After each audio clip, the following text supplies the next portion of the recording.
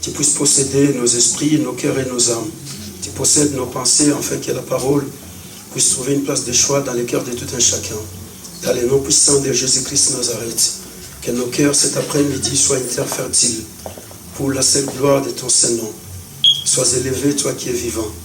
Au nom puissant de Jésus-Christ Nazareth, nous t'avons ainsi prié. Merci Seigneur Jésus-Christ. Merci Seigneur Jésus-Christ. Gloire et louange à toi Seigneur Jésus-Christ. Gloire et louange à toi Seigneur. Merci Seigneur Jésus-Christ. Merci Seigneur Jésus-Christ. Alléluia. Gloire à Dieu, que Dieu soit loué pour cet après-midi, pour ce dimanche, que Dieu nous a accordé gratuitement pour sa présence au milieu de nous, comme il est écrit dans la parole de Dieu, là où nous sommes réunis deux ou trois. Au nom du Seigneur Jésus-Christ, il est là parmi nous. Jésus est là pour nous sauver, il est là pour nous guérir, il est là pour nous délivrer, il est là pour nous faire du bien. Alléluia. Salut les frères, salut la sœur qui est à gauche, qui est à droite. Salut ton frère, salut ta sœur que tu n'as pas vu tout au long de la semaine. Pendant un mois, pendant une semaine, un jour, pendant 2 jours, tu ne l'as pas vu. Salut, tu lui salues avec beaucoup d'amour, avec beaucoup de sympathie, beaucoup de générosité. Tu lui poses des questions. Comment s'est passée ta semaine? Comment s'est passé ton week-end? Voilà, c'est ça la joie dans la vie des peuples de Dieu. Tu lui poses des questions. Comment ça s'est passé la semaine, à l'école, au travail, à l'université, partout où tu étais? Comment les choses se sont passées? Je vous salue tous au nom du Seigneur Jésus-Christ Nazareth.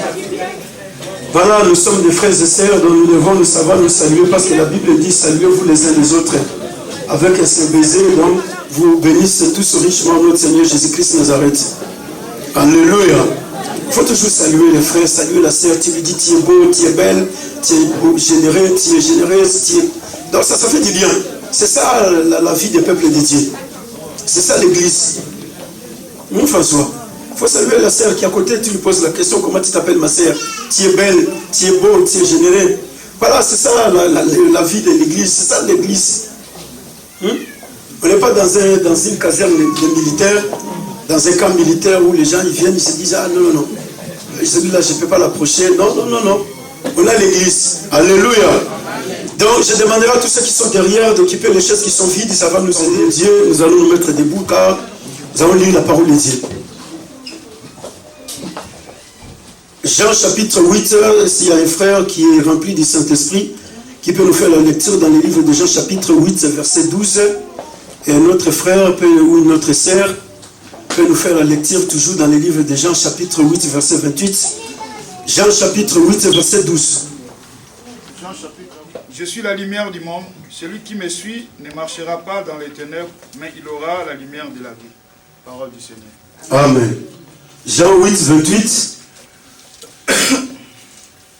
Jean 8, 28, je lis la parole. Jésus donc leur dit, quand vous aurez élevé le Fils de l'homme, alors vous connaîtrez ce que je suis, et que je ne fais rien de moi-même, mais que je parle selon ce que le Père m'a enseigné. Parole du Seigneur. Amen.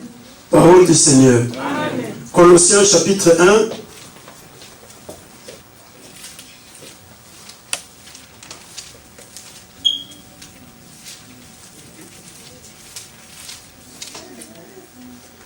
Colossiens chapitre 1, verset 12 à 14, s'il y a une sœur, un frère qui est poussé par le Saint-Esprit peut me faire la lecture. Gloire à Dieu, que Dieu bénisse nos frères et nos sœurs. Colossiens chapitre 1, verset 12 à 14. Verset 12 à 14, je lis la parole. Rendez grâce au Père qui vous a rendu capable d'avoir part à l'héritage. Rendez grâce au Père qui vous a rendu capable d'avoir part à l'héritage des saints dans la lumière. D'avoir part à l'héritage des saints dans la lumière. Qui nous a délivrés de la puissance des ténèbres. Qui nous a délivrés de la puissance des ténèbres. Et nous a transportés dans le royaume du Fils de son amour. Qui nous a transportés dans le royaume du Fils de son amour. En qui nous avons la rédemption et la rémission du péché. En qui nous avons la rédemption et la rémission du péché, parole du Seigneur. Amen. Alléluia. Amen. Salut les frères, salut la sœur. Dis-lui, Jésus est la lumière du monde. Jésus-Christ est la lumière du monde. Et il est mort. Joseph, il est parti. Il est resté là-bas en Égypte. Il a commencé à faire sa vie. Parce que Dieu lui avait promis qu'il deviendrait chef de toute sa famille. Il sera responsable de la famille. Et là où il est parti, un jour, ses frères sont venus en Égypte pour acheter la nourriture parce qu'il y a eu faim. C'est le territoire de Canaan. Et les frères sont venus. Quand ils sont arrivés, Joseph, il a compris que ce sont mes frères. Mais il ne pouvait pas se manifester. Joseph va faire beaucoup de jeux par rapport à ses frères pour qu'ils arrivent à comprendre que réellement c'était Joseph. Mais comme eux, ils étaient dans les ténèbres, ils ne pouvaient pas comprendre les choses. Maintenant, pour qu'enfin que Joseph apporte la lumière, Joseph va faire quelque chose. Voilà le temps où nous sommes frères. C'est ce temps prophétique là où la lumière doit éclairer tout l'Égypte. Mais pour que la lumière éclaire l'Égypte, Joseph doit faire quelque chose. Qu'est-ce qu'il doit faire? Joseph, il doit prendre sa coupe et il doit mettre cette coupe dans le sac de Benjamin. Benjamin, c'est le tout dernier fils de Rachel. Benjamin, il est le 12e fils de Jacob. Joseph, il est le 11e fils de Jacob. Tous les deux, ils sont des fils de même père et d'une même mère. Mais la mère n'est plus en vie. Le petit frère est venu en Égypte. Il a ressenti dans ses entrailles que c'est mon frère direct. Mais maintenant, qu'est-ce que je dois faire? Non, j'ai besoin de lui. Il doit rester avec moi. Mais pour qu'il reste avec moi, je dois faire quelque chose. La chose que je dois faire, c'est laquelle? Joseph, la Bible dit, il va prendre sa coupe, il va l'introduire dans le sac de Benjamin. Il ne l'a jamais mis dans le sac de Ribin. Il ne l'a jamais mis dans le sac de Gad et d'Asser. Il ne l'a jamais mis dans le sac de tous les autres frères. Ça, c'est la dimension prophétique de la connaissance de la parole de Dieu. La lumière doit éclairer l'Égypte. Mais pour que la lumière puisse éclairer, c'est Benjamin qui tombe coupable de la situation. Benjamin est innocent. Les jours où Joseph était vendu, Benjamin n'était pas là. Il est innocent, frère. C'est lui qui avait vendu Joseph. C'est Ribin. C'est Gad, Siméon, Lévi et tous les autres. Maintenant, celui qui tombe coupable, c'est l'innocent. Ah, ils sont partis. Dans la route, arrivé quelque part, Joseph va dire à ses serviteurs, ma coupe n'est pas là. Mais suivez mes frères et vous allez ouvrir tous leurs sacs pour voir dans les sacs de qui où se trouve ma coupe. Mais Joseph savait que je l'ai mis dans les sacs de mon petit frère.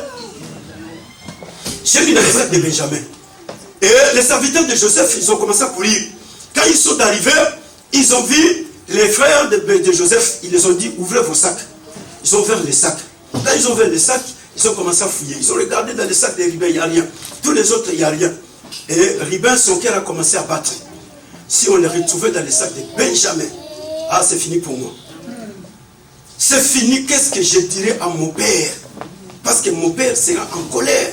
Avant qu'il me donne Benjamin, mon père, il avait refusé.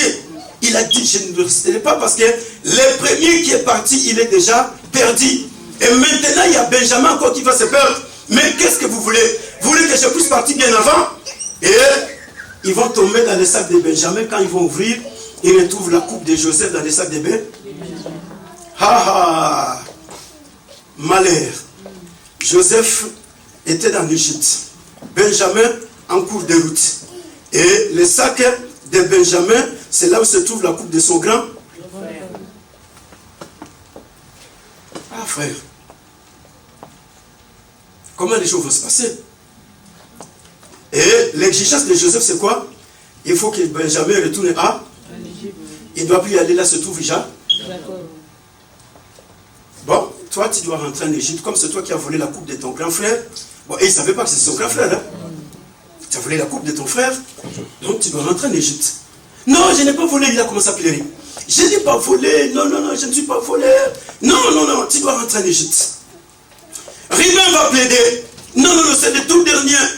Notre père, il est vivant. Mais si je laissais Benjamin retourner en Égypte, vous allez précipiter notre père de mourir très avant. Alors pour que ça n'arrive pas, vous allez me donner Benjamin, je vais partir avec lui, trouver un autre frère parmi nous, vous allez rentrer avec lui. Les serviteurs lui diront, le maître nous a dit, c'est lui dont vous allez retrouver la coupe dans son sac. C'est bien lui qui est coupable et il doit retourner en Égypte. Écoutez frère, Joseph très intelligent, il savait que la seule personne dont moi je vais retenir captif sera Benjamin. Et quand Benjamin sera retenu captif, les choses vont bouger. Parce que si je continue à retenir tous les autres, les choses ne bougeront pas. Mais pour que les choses bougent, c'est Benjamin qui va faire bouger les choses. Parce que lui, il est le tout dernier. C'est notre cadet de la famille. Donc Donc lui, il est dans les cœurs de notre Père. Et comme il est dans les cœurs de notre Père doit bouger. Pour que notre Père bouge, nous devons toucher. Je dois toucher au cadet de la famille. Parce que le cœur du Père se repose en lui. Et écoutez, la Bible dit, ils ont retourné Joseph en Égypte, Benjamin en Égypte. Et quand Benjamin arrive en Égypte, Joseph va commencer à se réjouir. Ruben arrive chez son père.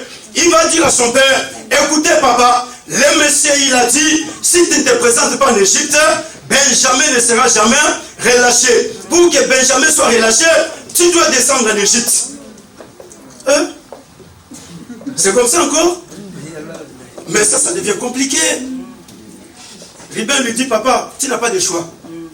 Ton Benjamin que tu aimes beaucoup, il est retenu en Égypte. Tu dois rentrer. Et on part avec toi en Égypte. Malgré ton âge, malgré ta vieillesse, mais tu descends avec nous en Égypte. Le lendemain matin, Jacob va commencer à ranger sa valise. Il se dit, bon, voilà, je vais prendre les 2-3 tuniques.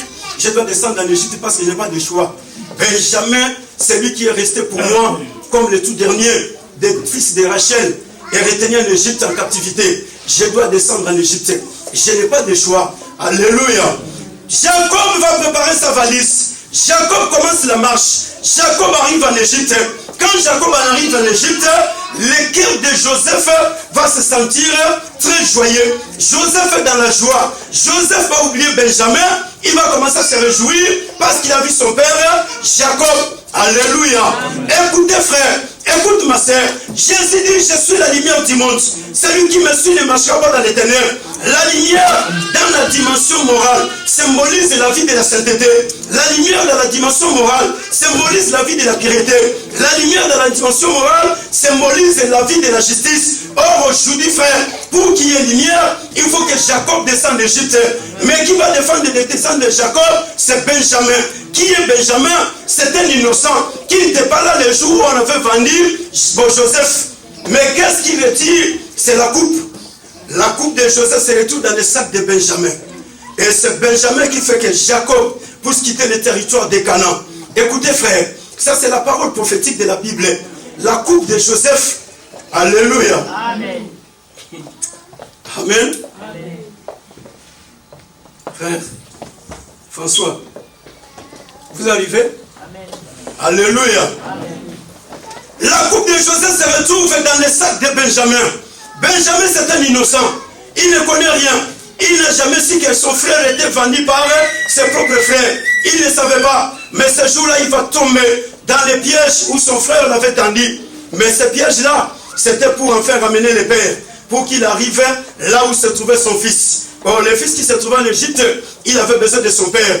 Mais comment est-ce que je vais faire pour que le père vienne? Il faut que je fasse quelque chose. Or, Joseph est l'image du Seigneur Jésus-Christ. Benjamin, frère, c'est mon image. Benjamin, c'est toi. Tu étais innocent. Les jours où on a vendu Jésus, toi et moi, on n'était pas là. Les jours où Jésus a été crucifié sur la croix, toi et moi, on n'était pas là. Oh. Amen. Alléluia. Amen. Si j'étais aux États-Unis, frère, ce matin, toutes ces chaises seraient déjà dehors. Amen. Mais vous êtes en train de me regarder comme ça. Les jours où Jésus a été crucifié sur la croix, frère, je n'étais pas là. Mais Jésus avait besoin de son Père. Le Père doit arriver dans le monde terrestre. Parce que tu m'as envoyé dans le monde. Là où je suis dans le monde, il faut que tu viennes me rejoindre. Pour que tu vois les choses qui se passent dans le monde. Mais qui va attirer le Père? C'est moi. La coupe de Jésus doit se retrouver dans mon sac. Et quand la coupe se retrouve dans mon sac, les serviteurs vont me retenir. Quand les serviteurs vont me faire retourner en Égypte, le Père est obligé de quitter le ciel, frère. Jacob doit quitter le ciel pour descendre sur la terre. Il doit quitter Canaan pour aller en Égypte, pour rejoindre Joseph. Voilà pourquoi le Saint-Esprit est venu pour rejoindre Jésus sur la terre. Pourquoi? Parce que la coupe de Jésus s'est retrouvée dans mon sac. Or, je suis innocent. Les jours où vous avez vendu Jésus, je n'étais pas là. Frère, quand un innocent commence à crier, les choses commencent à bouger. Quand un innocent commence à parler, les choses commencent à bouger. Dieu au ciel, il a bougé parce qu'il y a un innocent qui a commencé à crier. L'innocent, ce jour-là, se retrouve dans un piège. Mais ce piège-là, ce n'était pas pour détruire la vie de cet homme, mais c'est pour attirer le Père. Voilà pourquoi le Père est venu sur la terre comme étant la lumière du monde. L'amour du Père est venu dans ce monde parce que Benjamin, la coupe s'est retrouvée dans le sac de Benjamin. C'est Benjamin-là, c'est toi et moi. Nous avons fait que le Saint-Esprit vienne dans ce monde. Il pouvait rester au ciel. Mais si ce jour-là, on n'était pas arrêté avec la coupe de Joseph, qui représente toute la vie de Joseph, frère, Dieu devrait rester au ciel. Parce qu'il sait que Jésus est déjà dans le monde. Qu'est-ce que je vais faire? Voilà pourquoi il a dit, celui qui me voit a vu les.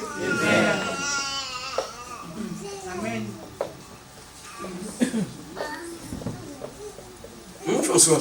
Amen. Alléluia. Amen. Mais je ne veux pas aller trop loin. Je vais me limiter là-bas.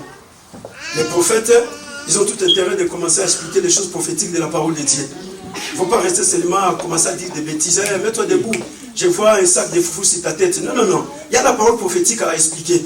Alléluia. Benjamin attire l'amour du Père sur l'humanité. Benjamin fait que Jacob doit se déplacer. C'est Jacob qui se déplace dans sa totalité. Jacob ne peut plus rester sur le territoire de Canaan, mais il doit aller en Égypte. Dieu ne peut rester au ciel, frère, mais Dieu il est descendu sur la terre. Il a dit, je ne peux pas. Si les choses restaient comme ça, Emmanuel sera condamné. Emmanuel sera crucifié. Mais par contre, il y a quelqu'un déjà qui a été condamné. Il a fait 13 ans dans la prison. Cette prison, c'était pour qu'enfin que Benjamin, qui arrive en Égypte, ne soit plus prisonnier. Pour que Benjamin, qui arrive en Égypte, ne soit plus condamné. Jésus-Christ a été condamné, frère, pour qu'enfin que toi et moi, nous ne soyons plus condamnés. Jésus a été crucifié pour que toi et moi, nous ne soyons plus crucifiés. Raison pour laquelle, quand il est venu, il a dit, je suis la lumière du monde. David dit, l'Éternel est ma lumière et mon salut, de qui aurais-je peur? L'Éternel est le soutien de ma vie, de qui craindrais-je? La lumière est pour éclairer. Quand il y a la lumière, frère, il n'y aura pas d'obstacles.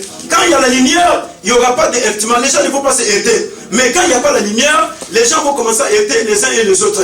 Voilà pourquoi ce jour-là, le Père il est descendu. Et quand Jacob arrive, le cœur de Joseph est dans la joie. Et quand Jacob arrive, le roi de l'Égypte dira, donnez à Jacob les plus beaux territoires. C'est là où il va vivre, avec toute sa famille. Frère, quand le Père descend, il donne aux hommes les choses les plus importantes. C'est que les hommes ont pleuré pendant longtemps. Dieu, il te donne une possession dont il n'a pas d'idée. Parce que lui-même, il est descendu dans toute sa totalité. Il a vu l'innocence de Benjamin. Il a constaté que Benjamin n'était pour rien. Mais celui qui l'avait piégé, c'était son frère. C'était son grand frère. Oh, vous avez toujours chanté, non? Jésus est mon grand. Il a envoyé malade. Hein? Jésus est mon grand. Je suis la lumière du monde. Celui qui me suivra ne marchera pas dans les ténèbres. Mais écoutez ce que la parole dit. Dans le livre de Colossiens, la Bible dit ceci. Rendez grâce à Dieu. C'est lui qui vous a... Dieu, il a fait quoi?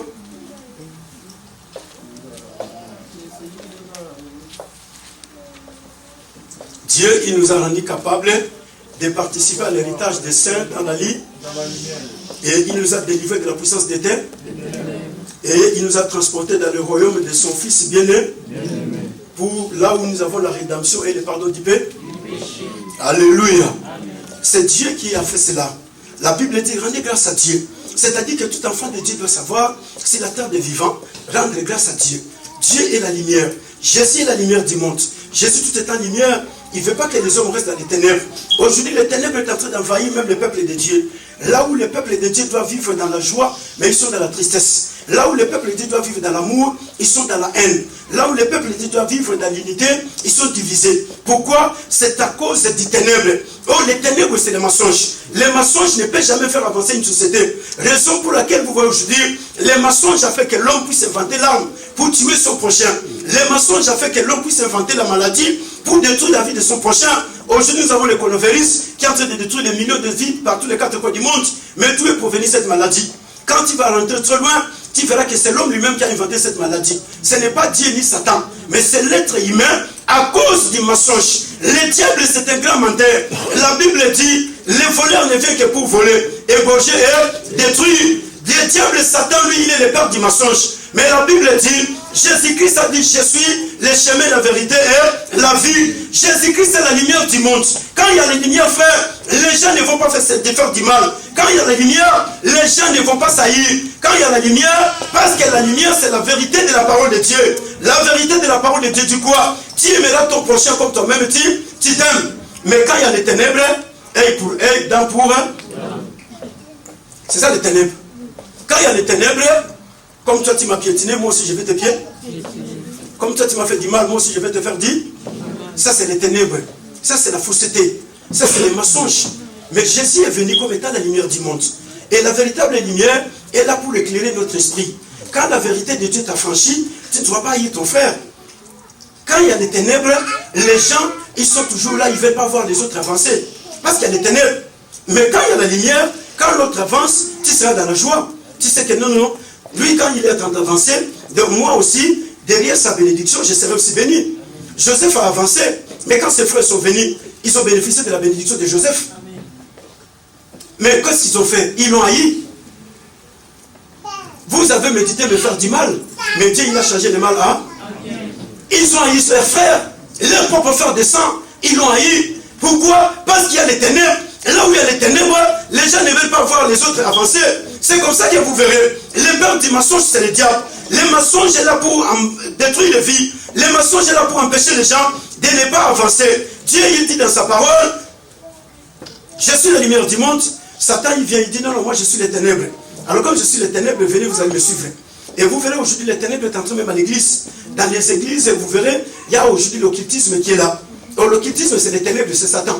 Il y a la franc-maçonnerie. La franc-maçonnerie, c'est Satan, c'est l'occultisme. Il y a aujourd'hui des choses compliquées. Permettez les termes, frères, vous suivez des choses qui se passent dans des églises. Ce sont des choses sataniques, diaboliques. Ce n'est pas la lumière. Il y a une église où on nous a montré, où l'apôtre est en train de demander à tout le monde d'enlever les habits. Ils vont rester nus. Mais ça, c'est quel esprit? C'est l'esprit de Dieu.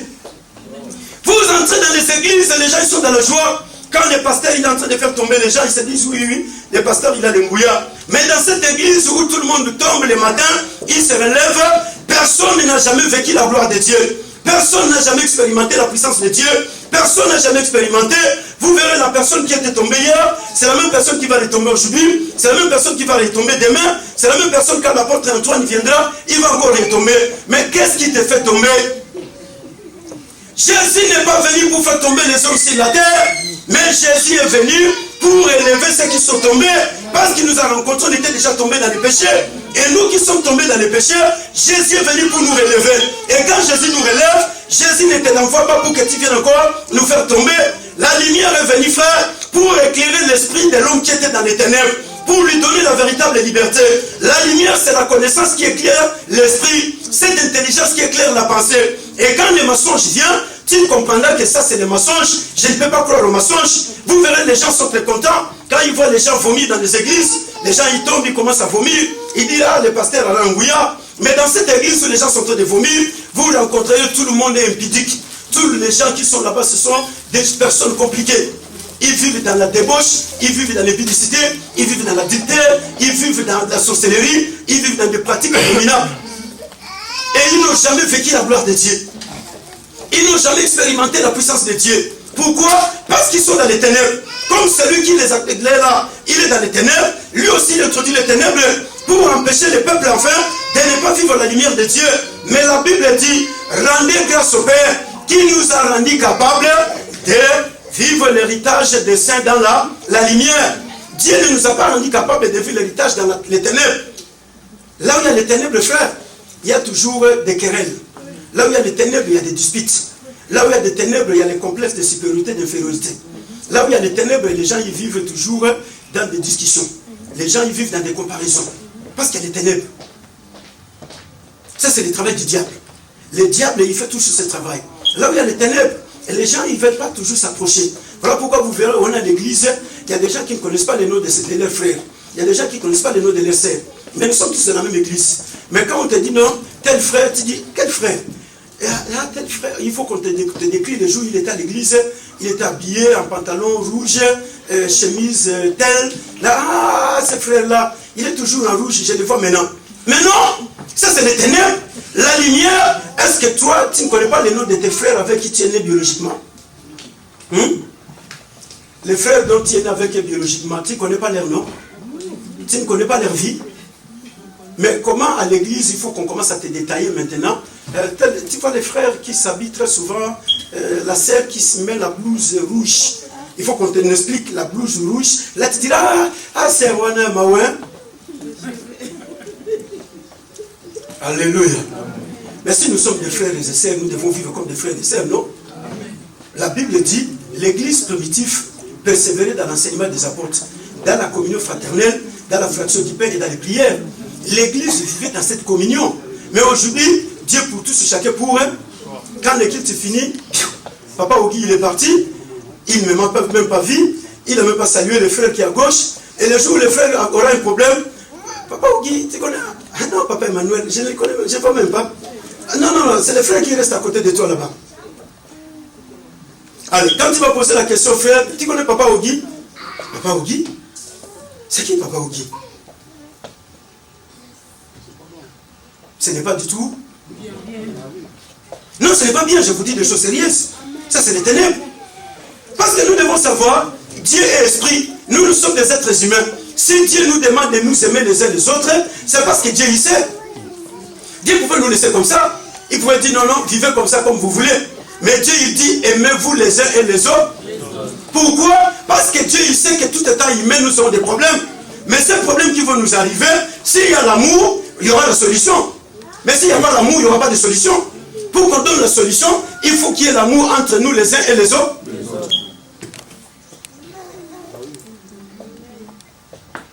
Maintenant, nous sommes à l'église, on ne s'aime pas. À l'église, on saillit. Il y a des gens qui ne se salient même pas. Quand ils voient l'autre, ils se disent, ah là là là, aujourd'hui il est là. Mais moi je croyais qu'il ne va plus venir à l'église. À l'église de Dieu. Ça c'est les ténèbres.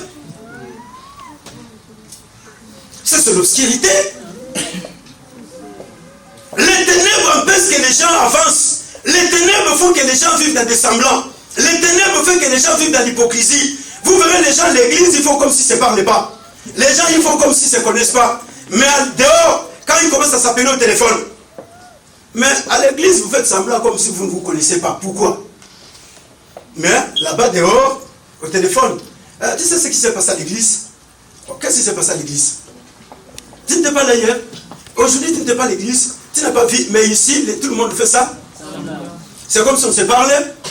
C'est comme si on se connaît. L'équipe est finie, tout le monde fait semblant. Hein? Mais dehors, c'est là où il y a les problèmes. Le problème n'est pas ici. Ici, tous nous sommes des saints. Ici, tous nous sommes des parfaits. Ici, tous nous sommes des justes. Mais dehors, qu'est-ce que nous faisons? Là où il y a les ténèbres, c'est l'hypocrisie qui joue le rôle. Là où il y a les ténèbres, les gens ne peuvent pas avancer. Pourquoi? Parce qu'il y a les ténèbres.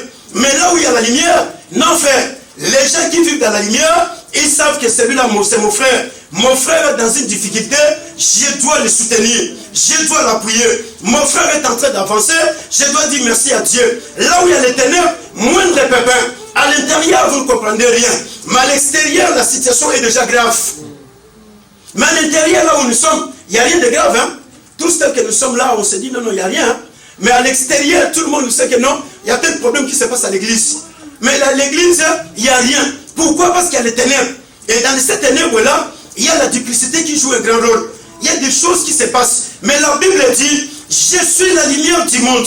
Tout est en lumière, frère. La lumière est là pour nous donner la connaissance. La lumière est là pour nous éclairer. La lumière nous fait avancer. La lumière, c'est Jésus-Christ lui-même. Jésus est venu pour qu'enfin son église avance sur la terre. Cette église, c'est moi. Cette église, c'est toi. Cette église, c'est tous les hommes de tous les quatre coins du monde entier. Vous voyez aujourd'hui, frère, les choses qui se passent sur les réseaux sociaux, ce ne sont que les chrétiens qui postent toutes ces choses-là. Contre les pasteurs, contre les apôtres, contre les prophètes, contre les évangélistes, contre les docteurs, contre toutes ces choses. Les gens ils disent oui, nous sommes en train de faire cela, c'est pour dénoncer les faux serviteurs de Dieu. C'est bien pour dénoncer les faux serviteurs de Dieu, mais les fois de combien de personnes qui sont détruites? Combien de personnes dont leurs foi sont détruites aujourd'hui? Combien de personnes qui te diraient non, moi je veux aller à l'église parce que tu n'as pas suivi telle chose à la vidéo de tel, tu n'as pas suivi de tel, tu n'as pas suivi de tel. Mais qu'est-ce que j'ai suivi?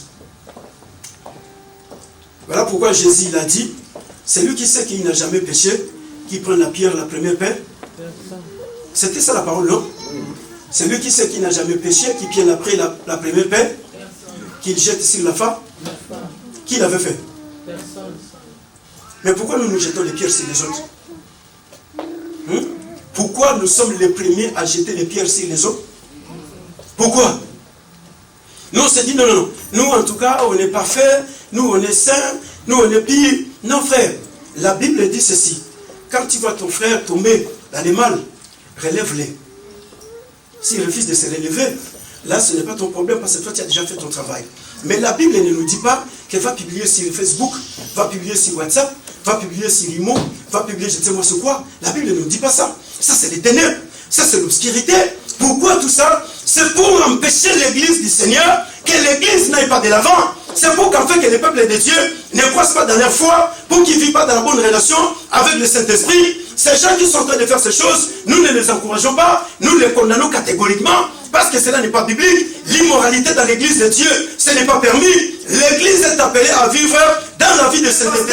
Les apôtres, les prophètes, les évangélistes, les docteurs, les chantres, tout le monde, prédicateurs, intercesseurs, nous sommes tous appelés à vivre dans la vie de la sainteté. Nous sommes appelés à vivre dans la vie de piété. L'immoralité n'est pas autorisée à l'église. Alléluia. L'impudicité n'est pas autorisée à l'église parce que Jésus lui-même l'a parlé. Le Saint-Esprit a parlé. La débauche, l'adultère n'est pas autorisée à l'église parce que l'église doit être une église sainte, une église parfaite. Jésus ne viendra pas prendre une église dans la souillie, dans l'immoralité sexuelle. Une église dont on retrouve des homosexuels, des pédés, des lesbiennes. Une église où on retrouve des gens méchants ou méchantes. Non, Jésus viendra prendre une église qui est lavée, une église qui est pauvre. Nous condamnons tous ces actes-là, mais on ne demande pas aux gens d'aller publier n'importe quoi. Parce que combien de fois qui sont détruites aujourd'hui? Combien de gens qui sont bloqués dans des maisons à cause du ténèbre? Mais Jésus dit, je suis la lumière du monde. La lumière est très différente du ténèbre. Les ténèbres, frères, créent toujours des problèmes. Les ténèbres créent toujours des problèmes. Là où il n'y avait pas de problème, ça crée des problèmes. Alléluia. Mais écoutez, la Bible dit, Dieu nous a délivrés de la puissance des ténèbres. Nous sommes appelés à participer à l'héritage des saints. Les saints, ce sont les hommes qui sont sanctifiés par Jésus. Jésus nous a tous sanctifiés dans une sanctification absolue. Et comme Jésus nous a sanctifiés, il a fait de nous des saints pour qu'en fait que tous nous puissions participer dans l'héritage des saints dans la lumière. Cet héritage-là, nous ne le recevons pas dans les ténèbres. Mais l'héritage de Dieu, nous le recevons dans la lumière. Pourquoi? Parce que Dieu lui-même est lumière. Dieu est la vérité. On ne peut jamais recevoir l'héritage de Dieu dans les mensonges, frères. On ne peut jamais participer à l'héritage des saints dans l'obscurité, dans la fausseté qui est aujourd'hui dans les églises. Aujourd'hui, on a institué des choses, consultation prophétique, pour enfin avoir l'argent. Vous arrivez, pour participer à la consultation prophétique, il faut payer. Alléluia. C'est comme ça, non? Mais les jours où je vais vous dire ici consultation prophétique, ah, pasteur Emmanuel avec ici, hein? Mais je ne suis pas le premier à le faire, non? Les autres, ils sont en train de le faire. Alléluia. Consultation prophétique. Avant que tu passes à la consultation, il faut payer 40 €. Pour rencontrer les pasteurs, il faut qu'on te donne un... qu'est-ce qu'on appelle? Macaron. Si tu n'as pas de macaron, tu ne peux pas rencontrer ton pasteur. Mais vous venez chez moi tranquillement, non? Mais elle vient chez moi quand elle veut. Elle n'a même pas besoin de me demander si je suis là ou je ne suis pas là. Elle quitte chez elle, je vais chez le pasteur. Et le jour où tu vas arriver, je te dis, il faut que tu aies les macarons. Tu feras quoi? Là, je vais établir ce système. La sœur déjà va élaborer des macarons. Donc, si tu n'as pas de macarons, tu ne me vois pas. Ah, mais non, ce n'est pas moi qui a commencé, non? Alléluia.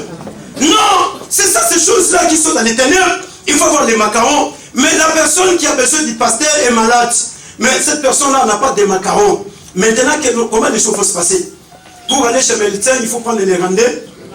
Et aussi, ils ont dit non, non, pour venir chez le pasteur, il faut avoir un rendez-vous. Mais le pasteur, c'est un médecin spirituel. Il n'a pas besoin qu'il donne des rendez-vous aux gens. Jésus ne donnait pas de rendez-vous. Vous voyez comment les ténèbres sont en train de travailler dans l'église de Dieu. Et maintenant, la personne qui est malade spirituellement, toi, tu lui donnes un rendez-vous de 4 mois. Et la maladie spirituelle, elle est plus grave que les maladies physiques. Alléluia. Les maladies spirituelles sont plus graves que les maladies physiques, frère. La maladie physique, ça peut traîner encore dans le corps, il en est 2 ans sans se manifester. Mais la maladie spirituelle, ça se manifeste le matin, le soir, ça te tue. Maintenant, je te donne le rendez-vous après 4 mois. Le mensonge est en train de dominer l'église. les mensonges sont en train de travailler. Les ténèbres, la fausseté, les fausses doctrines, les doctrines des démons sont en train de travailler dans les églises. Les gens sont contents de pouvoir se vivre dans la vie de combat. Tous les jours, combat. Je suis en train de combattre, mais tu combats qui? Jésus ne nous a pas dit de combattre. Jésus, il a dit, vous recevrez une puissance, le Saint-Esprit qui viendra sur vous. Vous serez mes témoins à Jérusalem, dans la Judée, la Samarie et aux extrémités du monde entier. Nous sommes appelés à participer à l'héritage des saints dans la lumière. Ce n'est pas dans les ténèbres. Dieu, il est lumière. Dieu, il est la vérité. Dieu, il est saint. Un enfant de Dieu, un fils et une fille de Dieu doit vivre dans une vie de sainteté, doit vivre dans la vie d'amour. Alléluia. Amen. Demande à la sœur comment il s'appelle.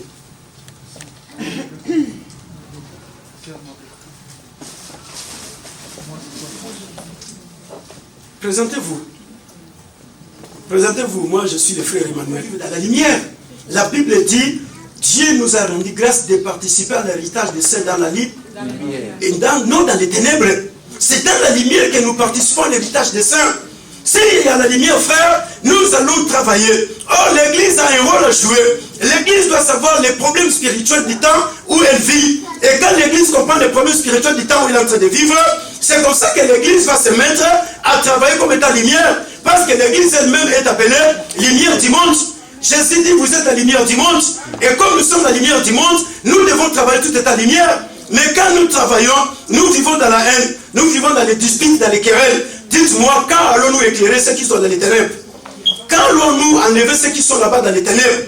On ne va pas les faire. La fausseté a détruit aujourd'hui les vies de millions de personnes. Les diables, il introduit la fausseté. Les diables, lui, n'introduit pas la lumière. C'est comme ça que vous verrez, quand il y a une personne qui est en train d'évoluer, même dans les familles aujourd'hui, les ténèbres sont en train d'envahir.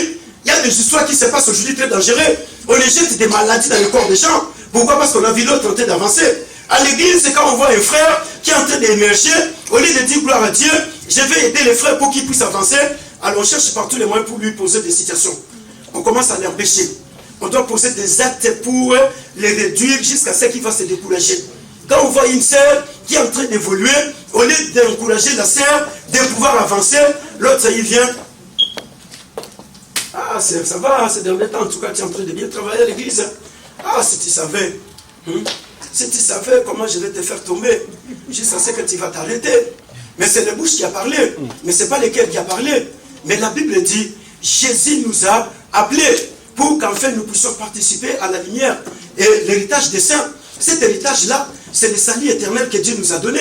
Cet héritage-là, c'est la gloire de Dieu. Cet héritage-là, c'est la puissance et l'autorité de Dieu. Cet héritage, c'est la vie de justice, c'est la vie de sainteté, c'est la vie de la joie, c'est la vie d'amour, c'est la vie de la communion. C'est ça l'héritage que Jésus nous a appelés pour participer à cela dans la lumière. Mais quand il y a un frère qui commence à s'immerger, nous devons être dans la joie. Quand il y a une sœur qui s'immerge, nous devons être dans la joie, nous devons l'appuyer. Si nous avons un frère qui est milliardaire à l'église, est-ce que nous aurons des pommes d'argent? Non. Mais le frère, il va faire sortir 1500 €, il va payer. Et il va trouver une salle pour nous de 5000 €. On commence à faire l'équipe tranquillement. Mais quand il y a un frère d'1 milliard qui entre à l'église, nous qui sommes là, nous devons tout faire pour les faire fuir à l'église. Nous allons tout faire, ces frères ici, ah là là, ayo bon, ça pasteur. Qui te dit qu'ayo bon, ça pasteur? Non. Alléluia. Quand il y a les ténèbres, les choses sont compliquées. Les ténèbres, on dit, ah non, non. Ces derniers temps, comme il n'y a pas assez de monde à l'église, tu ne vois pas les pasteurs, ils prêchent très lentement. Frère, même s'il y a des personnes, je vais prêcher comme il y a 10 milliards de personnes. Même s'il y a 5 personnes, je vais prêcher comme s'il y a 15 millions de personnes. Je vais prêcher comme s'il y a 50 milliards de personnes. Parce que c'est ce que le Saint-Esprit nous demande de faire. Ah, tu ne vois pas ces derniers temps, pasteur là, comme au gué, pour soyez béni l'église. Oh! Ça, c'est les ténèbres, non? Rita.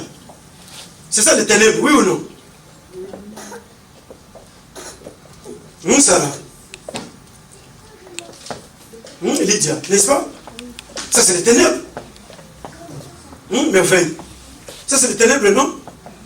Mais quand il y a 10 000 personnes à l'église, la gloire n'est pas pour moi. La Bible dit quand le peuple est nombreux, c'est pour la gloire du roi. C'est pour la gloire de Dieu, ce n'est pas pour moi. Moi je ne suis qu'un simple instrument. Dieu il peut me prendre tout de suite dans les matins, Dieu il dit tu t'en vas en Chine, je vais partir en Chine.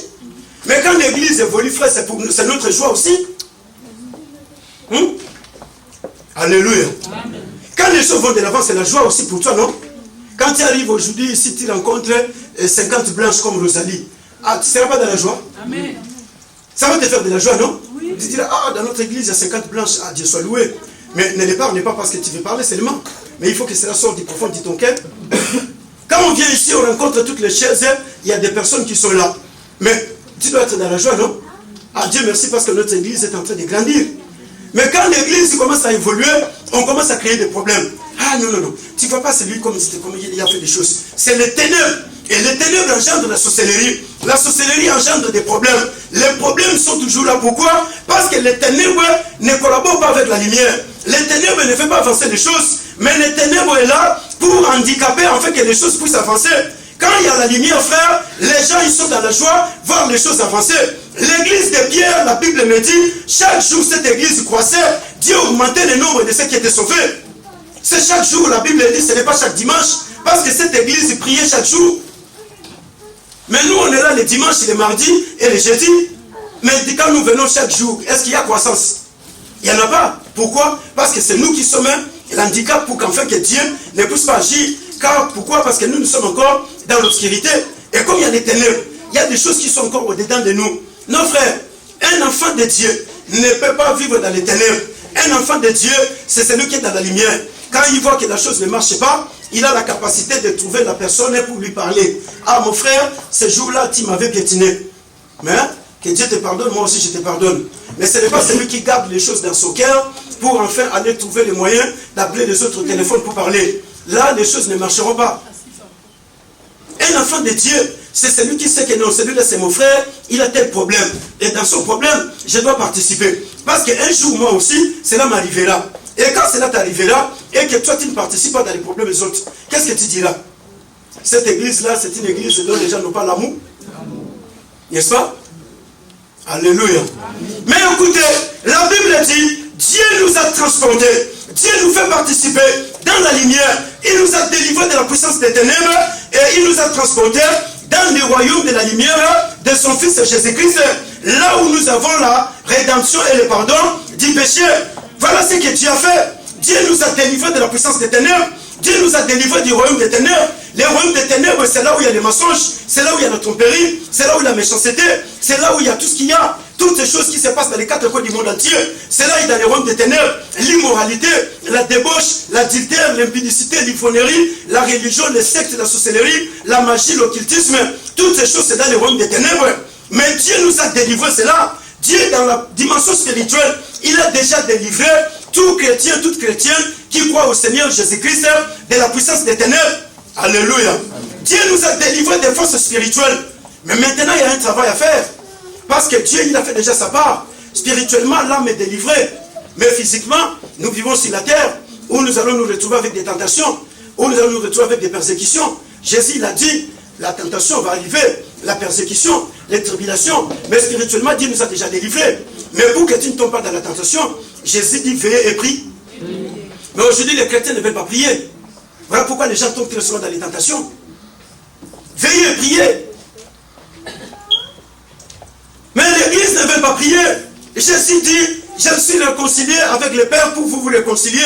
Je vous donne le message de la réconciliation. Mais quel est le message que nous nous apportons aujourd'hui? Le message de division. Vous verrez les prophètes qui vont dire aux gens, non, papa Ogi tellement. Papa Ogi Abarana Mwasinaye, ça fait 20 ans passé. Et les prophètes qui arrivent pour dire à papa Ogi, non, non, cette femme-là, Dieu me dit que ce n'est pas ta femme. Mais c'est quel esprit? C'est les ténèbres, non? Mais ça fait plus de 20 ans passé que je suis avec ma femme. C'est aujourd'hui que le Saint-Esprit vient te dire que non, ce n'est pas ma femme. Non, mais il faut lui dire carrément que non, non, prophète, là, tu as menti. Mais les gens, ils commencent à trembler. Alléluia, frère. Amen, au nom de Seigneur Jésus-Christ. Grâce soit rendue au Père. Nous devons rendre grâce à Dieu parce que le Père nous a délivrés de la puissance des ténèbres. Mais nous avons la responsabilité. Chacun de nous a une part de choses à faire. Dieu nous a délivrés de la puissance des ténèbres. Dieu nous a délivrés de la main de Satan. Dieu nous a délivrés de la puissance satanique. Mais spirituellement, le travail est fait. Physiquement, chacun a une part de choses à faire. La part des choses, c'est quoi? C'est d'obéir à Dieu et à sa parole. C'est comme ça que demain, on ne va plus retourner dans les ténèbres de ce monde. C'est d'obéir à Dieu et de mettre la parole de Dieu en pratique. C'est comme ça que demain, on ne verra pas l'immoralité qui se trouve dans l'église aujourd'hui. On ne verra pas les pasteurs et les apôtres tomber dans les chaos. On ne verra pas les prophètes et les évangélistes.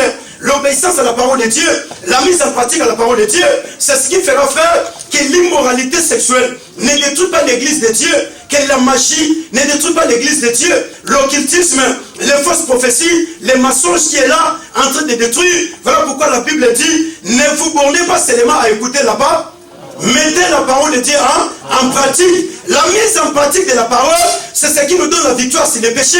La mise en pratique de la parole, c'est ce qui nous donne la victoire sur Satan. Ce n'est pas chasser les démons. Tu peux chasser les démons, mais si tu ne vis pas la bonne relation avec Dieu, ces démons ils vont partir, mais demain ils vont revenir. Ces démons ils vont quitter, mais demain ils vont retourner.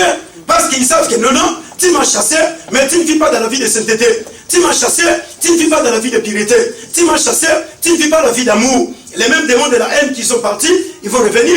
Les mêmes démons de la méchanceté, de la sorcellerie, les mêmes démons du mensonge, ils vont revenir. Les mêmes démons de la duplicité, ils vont revenir. Ils vont commencer à travailler dans l'église. Les mêmes démons, ils vont travailler encore davantage dans les vies des gens. Pourquoi? Parce qu'il n'y a pas la mise en pratique de la parole de Dieu. Mais ce qui nous fait réussir, pour que nous puissions avancer, nous devons mettre la parole de Dieu en pratique. Si nous mettons la parole de Dieu en pratique, c'est par là que nous verrons que nous avons la victoire au-dessus de toutes ces forces spirituelles. Même il y a des sorciers dans la famille, mais ces sorciers ne nous feront rien. Jésus a déjà payé les prix, il nous fait aujourd'hui participer à la lumière pour l'héritage des saints. L'héritage des saints, c'est toute la gloire que Dieu nous a réservée en Christ Jésus, l'œuvre de la rédemption. Jésus a déjà payé les prix pour enfin que nos péchés soient pardonnés. Jésus a déjà pardonné les péchés sur la croix, mais nous aussi nous sommes appelés à nous pardonner les uns et les autres. Mais quand nous n'arrivons pas à nous pardonner les uns et les autres, qu'est-ce que nous sommes en train de faire? Nous sommes en train de boycotter la parole de Dieu. Alléluia. Mais nous devons mettre la parole de Dieu en pratique. La rédemption nous a déjà été accordée. Les prix a été déjà payé. Personne d'autre ne va payer les prix. Il n'y a pas d'offrande de sacrifice à donner pour que Jésus puisse te sauver. Jésus sauve quand tu crois à sa parole. Celui qui croit sera sauvé. Celui qui ne croira pas sera condamné. Celui qui croit, frère, est sauvé. Mais le salut, c'est un salut qui est éternel. Mais pour qu'en fait que nous puissions avancer, nous devons savoir qu'il y a un travail à faire. Moi-même, je dois faire un travail. Jésus m'a déjà délivré de la puissance des ténèbres. Je ne vais pas encore me mettre dans la puissance des ténèbres. Jésus m'a délivré des boîtes de nuit. Je ne vais plus retourner dans les boîtes de nuit. Ça, c'est en train de tenter Dieu. Jésus m'a délivré. Je ne vais pas rester derrière les filles pour commencer à les appeler dans la rue. Ça, c'est en train de tenter Dieu. Jésus m'a déjà délivré. Je ne vais pas rester là-bas derrière pour dire non, écoutez, il y a ceci. Non, les ténèbres doit partir parce que la lumière doit éclairer l'humanité tout entière. La lumière doit éclairer les familles. La lumière doit éclairer les foyers. Mais les foyers aujourd'hui sont dans les ténèbres. Combien aujourd'hui les hommes et les femmes se disputent? C'est comme s'ils ne se connaissent pas. Et vous êtes mariés et femmes, non? Et vous êtes frères et sœurs en Christ. Mais la Bible dit quoi? Quand il y a des problèmes, prenez la parole de Dieu, mettez la parole de Dieu au milieu, et vous allez résoudre les problèmes par rapport à la parole de Dieu. C'est ça ce que la Bible nous dit. La Bible ne nous demande pas de faire autre chose. Jésus nous a déjà délivrés. Jésus a fait un travail de fond. Jésus nous a déjà libérés. Jésus a fait un travail dont personne d'autre ne peut le faire. Mais ce qui est beaucoup plus important, c'est toi et moi. Quand vous aurez levé le Fils de l'homme, vous saurez ce que je suis. Écoutez frère, un jour il y a un homme qui est devenu président. Cet homme, quand il est devenu président, il est parti pour donner son discours. Les premiers jours de son discours, il se retrouvait devant les deux chambres. Il y a les chambres du Sénat et il y a les chambres des congressistes. Cet homme, il s'appelle Abraham Lincoln. Vous le connaissez, n'est-ce pas? Il fut président de quel pays? Il fut président des États-Unis. Le premier jour, Abraham Lincoln vient pour donner son discours. Il y avait des aristocrates qui étaient dans la salle. Alléluia. Les hommes plus intelligents qui étaient dans la salle du congrès. Ils étaient là. Et quand Abraham Lincoln entre, il passe dans les pupitres pour donner son discours. Et l'un de ces hommes qui étaient là, ce sont des égoïstes. Ils qui se voient beaucoup plus intelligents que les autres. Qui se croient avoir tout plus que les autres. Ils ne veulent pas voir les autres avancer. Quand Abraham Lincoln prend le micro pour parler, lui, il va se mettre debout. Il va dire à Abraham Lincoln, n'oublie pas que tu es le fils d'un cordonnier. Oui, mais c'est ce qui s'est passé. N'oublie pas que tu es le fils d'un cordonnier. Mais écoutez, frère, écoutez, ma soeur, la réponse d'Abraham Lincoln. L'homme qui se connaissait ce qu'il était. Abraham Lincoln lui pose la question, lui dit, je te connais toi, je connais ton père, je connais toute votre famille. Vous veniez chez mon père vous faisait des chaussures, je sais cela. Je ne peux pas les nier. Je sais. Mais est-ce que mon père n'a pas fait vos chaussures avant de mourir? S'il y a une plainte, dis-moi que tu as accusé mon père, je vais me présenter à la justice pour que je puisse plaider la cause de mon père. Si cela n'est pas comme ça, si mon père a oublié de vous faire des chaussures, dis-moi, je vais les faire parce que mon père m'a appris à faire les chaussures. Je les fais avec beaucoup d'amour. Écoutez, les sénateurs qui étaient dans la salle, ils se sont dit, tiens, il est fier du travail de son père. Oh là là. Mais comment il doit être fier comme ça? Il parle vraiment avec beaucoup de joie. Et le sénateur qui était là, qui était en train de parler, il a commencé à regarder Abraham Lincoln. Abraham lui dit, je suis le fils d'un cordonnier. Mon père m'a élevé avec l'argent de la cordonnerie. J'étais avec ton grand frère à l'université avec l'argent de la cordonnerie. Je ne le renierai jamais. Parce que je sais cela. Écoutez frère, quand tu sais faire les choses, tu vas répondre avec fierté. Quand tu fais bien faire les choses, tu vas répondre sans pour autant hésiter. Or, il y a des choses dans la vie. La première des choses que l'homme doit comprendre, ce ne sont pas les paroles des hommes qui sont en train de te blesser, qui vont te blesser, frère. Les paroles des hommes qui sont en train de te piquer, cela te blessera à 40%. Mais ce qui va te blesser le plus, c'est ta façon de répondre. Quelle est la manière de ta réponse? Abraham Lincoln va répondre avec beaucoup de joie. Je connais le travail que faisait mon père. Moi aussi, je l'ai fait. Si tu veux que je puisse faire pour vous les chaussures, venez avec les chaussures, je vais les faire. Venez avec tout ce que vous avez, je vais les faire. Alléluia. Jésus dit, je vous enseigne ce que mon père m'a enseigné. Je ne vous parle pas d'autre chose. Mais écoutez, la discussion continue. Abraham va prendre le micro. Il va commencer à parler pour leur dire, écoutez, aujourd'hui, Dieu a fait grâce que le fils d'un cordonnier est devenu président aux États-Unis. Il va commencer par parler de Dieu. Le fils d'un cordonnier est devenu pour la première fois président aux États-Unis. Si c'était toi, tu allais avoir honte, oui ou non? Ça dépend. Ah, il y a des gens même qui cachent leurs adresses. Il ne veut pas montrer aux gens leurs adresses. Non, j'habite ici, il va montrer la belle maison du quartier. Pour faire dire, non, voilà notre maison, mais ce n'est pas leur maison. Il y a des gens qui cachent même leurs parents. Il va dire, non, celui-là c'est mon oncle paternel. Il y a des gens qui cachent même leur mère. Non, c'est ma tante paternelle ou ma tante maternelle. Mais écoutez, la discussion va continuer. Abraham Lincoln va lui dire, moi, je suis le fils d'un cordonnier. Mais Dieu m'a fait grâce aujourd'hui, comme étant fils de cordonnier, je suis devenu président des États-Unis. Alors, toi, qui es le fils du riche, je connais ton père, je connais toute la famille, vous êtes riche, vous êtes né dans la richesse. Mais tu dois savoir qu'aujourd'hui, le fils du cordonnier est devenu ton Alléluia. Le fils du cordonnier est devenu ton frère. Mais qu'est-ce qu'il y a là-bas comme leçon morale? La leçon morale, frère, c'est laquelle? Écoutez, il y a des choses qui se passent dans la vie dont les hommes ne peuvent jamais comprendre. Les bateaux ne se noient pas parce qu'il y a l'eau qui est en train d'entourer les bateaux. L'eau qui vient tout autour du bateau ne peut pas noyer le bateau. Mais l'eau qui fait noyer les bateaux, c'est l'eau qui entre dans les bateaux. C'est cette eau-là qui fait noyer les bateaux. Les frères, les hommes sur la terre n'ont pas la capacité de détruire ta vie. Si toi-même tu ne les détruis pas, celui qui détruira ta vie, c'est toi-même. Je croyais que tu allais me dire Amen. Parce que ça, je t'amène dans la dimension morale de la vie spirituelle. L'homme qui t'entoure, même s'il est sorcier, il n'a pas la capacité de détruire ta vie. Même s'il est plus riche que toi, il n'a pas la capacité de détruire ta vie. Mais celui qui détruira sa vie, c'est toi-même. Aucun bateau sur la terre ne se noyer parce qu'il y a les eaux qui sont tout autour. Mais le bateau va se noyer par rapport à l'eau qui entre dans l'intérieur. Si nous voulons que l'église aille de l'avant, personne là dehors, frère, ne va détruire notre église. Mais si nous sommes là à l'intérieur, nous sommes en train d'introduire l'eau, l'église n'avancera pas. Pourquoi? Parce que nous qui sommes à l'intérieur, nous ne savons pas que l'eau que nous sommes en train d'introduire va détruire les bateaux. Les bateaux qui est l'image de l'église doivent avancer sur les eaux pour arriver à sa destination. Mais si nous ne faisons pas les choses telles que les choses vont, c'est là, demain nous dirons, ah, notre église, ah, mon mari, ah, ma femme. Personne ne détruira ton foyer si toi-même tu ne le détruis pas. Personne ne détruira ton mariage si toi-même tu ne le détruis pas. Personne, frère, ne détruira ta vie si toi-même tu ne le détruis pas. Personne. Mais Abraham Lincoln était conscient de ce qu'il était. Je suis le fils d'un cordonnier. Il le parle avec joie. Il le parle avec amour. Il le parle avec beaucoup de sérénité. Et pour dire quoi? Je suis le fils de Dieu aujourd'hui.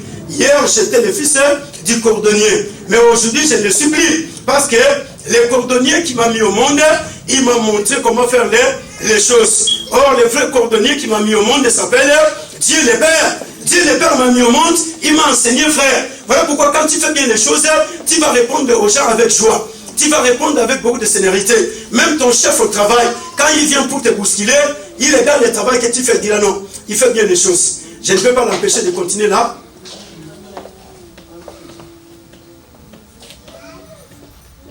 Que Dieu vous bénisse tous au nom de Jésus-Christ.